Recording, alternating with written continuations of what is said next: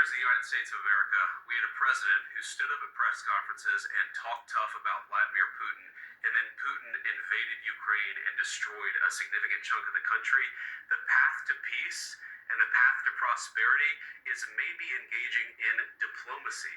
We tried the pathway of Joe Biden of thumping our chest and pretending that the President of the United States' words mattered more than the President of the United States' actions. What makes America a good country is America engaging in diplomacy. That's what President Trump is doing. Can I ask you? My dear friends, once more, I've been thinking, have you been conscious with the power play taking place the past few days in the White House?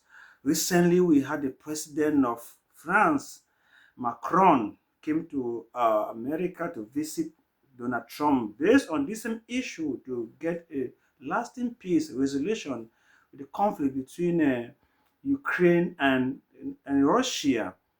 Macron came and managed a conversation so nicely as like a judge up to the end. After Macron, of course, we get Keir Starmer, the Prime Minister of the UK. He just left recently, and they also managed to discuss where the Prime Minister brought a letter from the King to Donald Trump, and they are trying to see how they can be able to manage the situation in Ukraine, the war between Russia and Ukraine, or you call it the conflict between Russia and Ukraine, or you call it the invasion of Russia into Ukraine, whatever you want to call it. Now, this is what has caught my attention as we speak. Recently, just a few days, I think today, Zelensky himself was at the White House and he visited Donald Trump.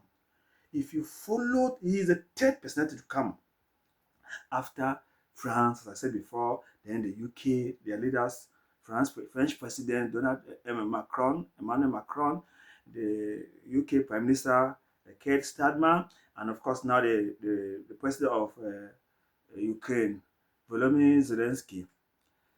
The discussion between Donald Trump and Zelensky turned out to be more like a quarrel, a shouting event. And the voice you heard in the opening, as I opened the program, is the voice of the Vice President of America, Vance. And he was in a way trying to me. He was scolding, he was like talking to Zelensky. What caught my attention is he says Zelensky seems not to be grateful or thankful. And Donald Trump collaborated and said Zelensky's body language does not show some signs of thankfulness. And me, like a peace missiologist and as a preacher of good news and the one who tries to practice peace, that statement caught my attention. You are not thankful. You are not grateful. They are speaking to Zelensky.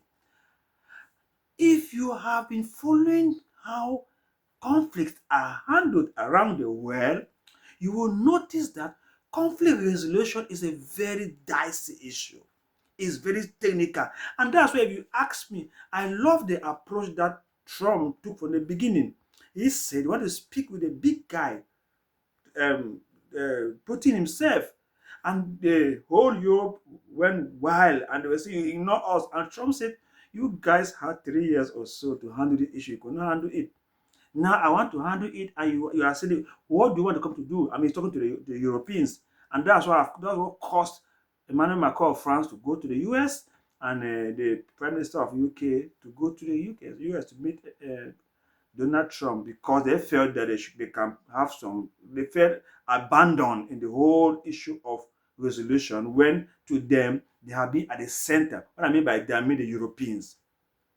My dear friends, from what I'm gathering, I seem to feel that in a way, God is inspiring me to come up with a new program where we can handle dicey world issues, that we can look at what other people are going through and see how it can better our own lives. We can learn some techniques in argumentation, public speaking. We can be able to appreciate what God has given us. Listen to the argument brought before Zelensky that he seemed not to have been thankful. And I caught what Donald Trump said. Zelensky, you think that you are a strong guy, but if not to America, the Americans' weapons, you could not have been seen as a strong guy. You don't have the cuts, you don't have the ability to negotiate. My dear friends, let us look at this and see how we can be able to learn a lesson. This is plain at the world stage, but it can also be applicable at our job site, at our marriages, in our families. When there is a conflict, I think that it is very important not to neglect the one that seems to be as the stronger party. Because earlier on, the approaches that the Biden administration of America took seems to have in a way tried to neglect the big guy. We will not argue Putin. Mark you, Russia has the highest amount of nuclear weapons in the world. There's no rival on that, it's clear. And America just coming second, which means even if Russia were to go on a war with America based on nuclear weapons and everything being equal, based on the quality and the size quality, Russia is having an upper hand. But that's why I think that Trump is smart so that no, it will not be nice for us to be fighting ourselves. That's why recently in the United Nations, during the voting, America for one, the Trump's America had to vote against the fact that they were going to see Russia as the aggressor. People were surprised, but to me, I thought that Trump is being smart. And so people, mark you, I don't expect Putin of Russia to waste his time and enter into Ukraine and live without any money or something like that.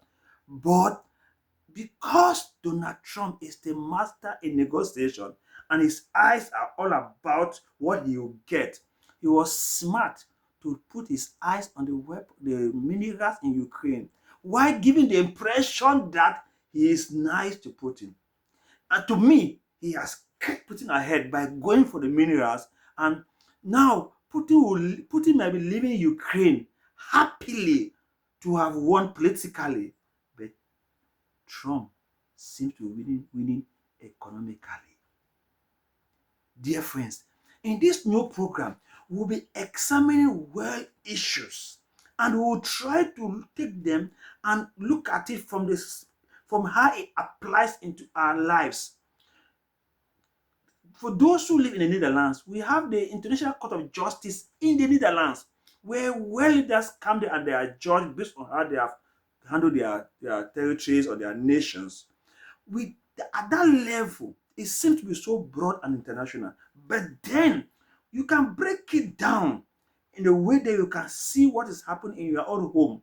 When there are conflicts between two children, one is elderly and the other is younger, how do we handle it? When there are conflict between our wives, for those who are polygamous, how do we handle it?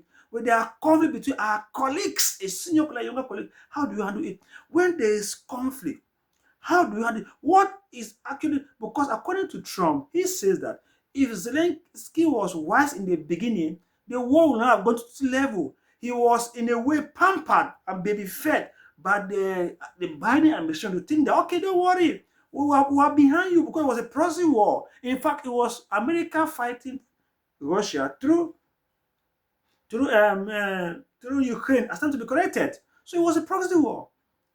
Dear friends, I want us to look at these events. We'll take time to examine it, how it can be beneficial to us. Trump's argument is that people have been dying and they are dying in their numbers. Yet, we seem not to understand. And if we keep on following the same method that were used before, people will keep on dying. And Trump said something that also caught my attention. He told Zelensky, you are joking with World War III. Did you get that? Please take your time and follow the discussion that Trump had with Emmanuel Macron. follow the discussion he had with Kate Stedman of the UK. And for the discussion that is going on with Volodymyr Zelensky, and you understand the arguments behind their own points. And I pray that God will give wisdom, because I start to be corrected. Ukraine has become the Afghanistan of Europe. Yeah, the war, it seems as if it's not ending. And the media give us the impression that Ukraine was winning. But we have now discovered that in reality, it's not the case. Dear friends, let us learn to speak the truth to ourselves. Let us learn to create messages from international arguments, international occasions, conflicts, and put it at the micro level. We take this from the macro level and apply it at the micro level, from the world stage, and apply it to our family stage, so we can be able to be better citizens where we are. Tomorrow, those who are younger today, those who are at the micro level, may have the opportunity to serve at the macro level. Those little ideas they gather, we're going to make use. I don't know the situation you find us. Maybe you're in a country where there is conflict between one region and with another. Those who are to come up to be those who are to talk about the conflicts, how are they selected? How are they treated? Who are those who are the most important actors not to be neglected? Are they considered? Are they neglected? Are they respected? That is Trump's argument. I pray that God will help, that the society will open and learn. I pray that God will inspire Donald Trump himself and all those involved. I pray that both will listen and they will cooperate. I pray that Zelensky too will also be able to be happy. I pray that there will be peace. Because as a peace missiologist, our joy is that our mission is to bring peace, to help to broker peace where there is conflict. Join us in this new program. From 1st March, we'll be sharing this program. We are going to come up with how regular it will be. It will be a program that will discuss on world issues. When we have chance, we'll go to the event where it is happening. We'll make some few interviews. We'll cover all the event and share with us so that we can be able to benefit and know that sometimes we'll look at people's conflicts, we can be able to thank God for what we are now. I don't know what we are going through. Please learn from the conflicts that is going on between Russia and Ukraine. I understand that probably if somebody had been able to recognize that I am the weaker link and not rely on external parties, and come to think of it, if Biden was still president, maybe the war would have continued. Or maybe it will not be something we're discussing now. I don't know how long they intended to fight and fight and fight. Trump says many people have died and that is not called for. It's high time we make a deal and make peace. Let us realize that if America is not involved, Ukraine is finished. I pray that I'm trying to be very clear that either Zelensky is signing the mineral deal or America is out. Imagine if America is out. Oh my God. And the deal, the mineral deal, does not guarantee any protection, any security of Ukraine, any fighting, any weapons. No. Let us learn to cut our material or make our suit according to our material, so that we can have peace. Let us learn to have a spirit of thankfulness, like J.D. Vance told Zelensky. And let us know that Zelensky too has also tried his best. He's a moderate comedian who rose to the level of becoming a head of state at a time that was very turbulent. In his about 6 years of being president, about 3 of it has been all with the war with Russia. We also sympathize with Zelensky, but then we need to speak the truth to power. Let us realize that war does not solve anything. It only brings more pains. It's better we broker peace. And like we say in my place in Pidgin, if man carry you, if man pass you, carry it back. See you as we go ahead with this program. You enjoy it as you log into my YouTube channel, Michael Booker, and you will discover more contents that will be educative, not only to you, but to your community. God bless you. Bye.